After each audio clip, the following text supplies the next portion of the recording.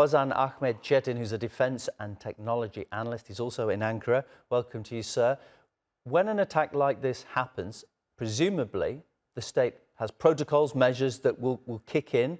I mean, the first challenge will be to eliminate the threat, but also to look out for any follow-up attacks that might come shortly after. That's something that happens. So in this situation, take us through what would happen. So we can presume that the Turkish government will take all the precautions to make sure that a similar attack will not take place, because TUSAŞ and similar companies are very important for Turkey's actual security and foreign policy right now. TUSAŞ, for instance, it's a leading aerospace company in Turkey, and it's a symbol of country's growth in the defense industry. And it is very important that the companies like this, the state-funded companies like this, continue their work in designing, developing, and producing critical assets like aircraft, drones, satellites, and space systems. And we can be sure that the government will take all the necessary precautions. I mean, when we talk about precautions, if we're talking about, because Turkey's had problems for a long time now, its battle against terrorism. In terms of guarding against such attacks as this, if we're talking long term, what kind of security measures are there already in place? Maybe we don't even see them a lot of the time.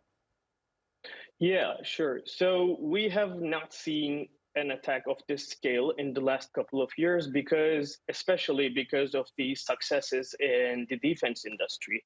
The PKK's attacks within Turkey has been dwindled to a great extent, and this is largely to the aerospace successes of Turkey, the UAVs and other assets, which were very successful in monitoring the borders of the country, as well as the intelligence work that is supported with technologies like artificial intelligence to make sure that the movement of terrorists within the country and their planning bases abroad are targeted successfully, and their capacity to pull off attacks like that are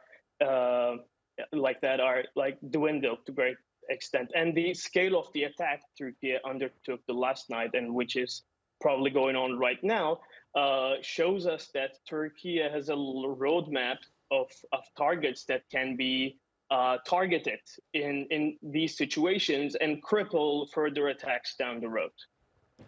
We always hear about when, on the few occasions when terrorists are successful, we don't hear too much all the times that they're thwarted, which are many.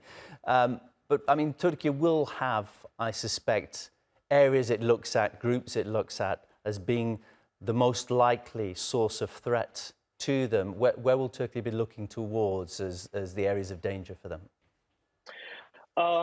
Like the usual suspects would be the PKK and their affiliate organizations, of course, in Syria, in northern Iraq. These are the targets that we see are being bombed right now since last night. I believe these usual suspects will be targeted to a great extent, and there could be some other actors which are speculated, like intelligence organizations, which are not happy about the developments in Turkey, which might be we don't know. This is a speculation at this point, but which might be involved in planning or triggering of this attack. And I suspect we will see, maybe not see, which will be behind the scenes, a response in those fronts as well. Defence and technology analyst Ozan Ahmet Cetin is my guest. Thank you so much.